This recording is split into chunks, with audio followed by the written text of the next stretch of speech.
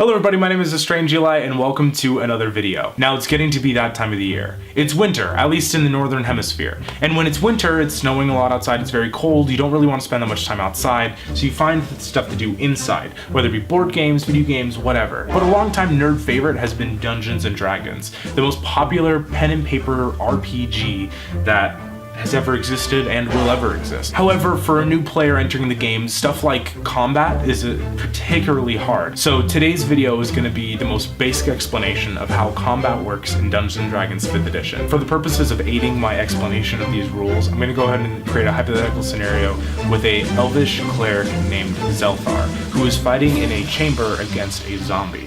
The very first thing that we do is establish if there's any surprises. Now luckily, Zelthar wasn't surprised by the zombie. He saw it directly ahead of him as he entered into that main chamber that night. And so in this situation, we skip right over any sort of skipping of initiatives or advantages or anything like that, and we go right into rolling for initiative, which basically means we take a 20-sided die, we roll that, add our dexterity modifier, and that becomes our initiative score. So in this situation, let's say that Zelthar rolled a 13. He has a dexterity modifier +2, giving him a total 15 initiative. Now let's say that the zombie rolls an 8. And with a -2 modifier, it gives him 6 as an initiative roll. So clearly establishing that Zelthar is going to go first. So Zelthar, seeing the zombie from across the chamber, knows that he needs to attack.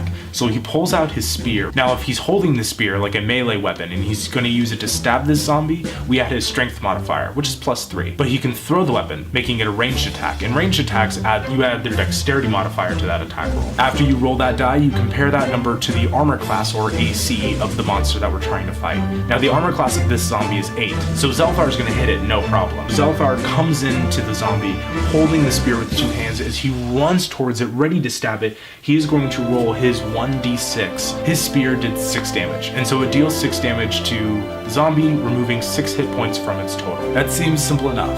But now you look down at the monster manual, and you look down at the zombie thing, and you're ready to go. So normally we have a name of an attack, the type of attack it is, and then how much damage that attack does on an average basis. If we have someone whose attack is 1d6 +3, but they have a 5 to the left, you could just do the 5 damage and not have to roll the dice. The zombie can only use melee attacks, so we're only going to be using their strength modifier to make these attacks. So he rolls the d20, he gets a 12, but his strength is +1. So it goes up to 13. Now 13 can't hit Zelthar's armor class because Zelthar, luckily, got a shield right before the room he came in here. So his armor class is just high enough where a zombie can't hit him. Now that is the most basic version of combat. That is simply attacks.